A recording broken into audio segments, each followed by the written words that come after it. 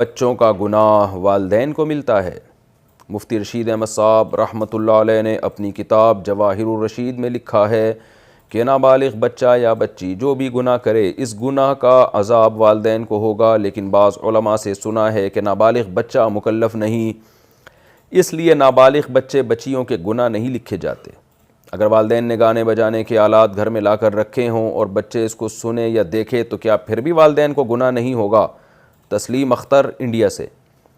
دیکھیں مفتی رشید احمد صاحب رحمہ اللہ نے جو لکھا ہے نا کہ نابالغ بچہ گناہ کرتا ہے تو والدین کو عذاب ہوتا ہے، تو اس کا مطلب یہ ہے کہ اس گناہ سے والدین اس کو روک سکتے ہیں، پھر بھی نہیں روکتے، پھر اگر وہ گناہ کرتا ہے تو والدین کو گناہ ہوتا ہے، بچے کو نہیں ہوتا، کیونکہ وہ مکلف نہیں ہے شریعت کا۔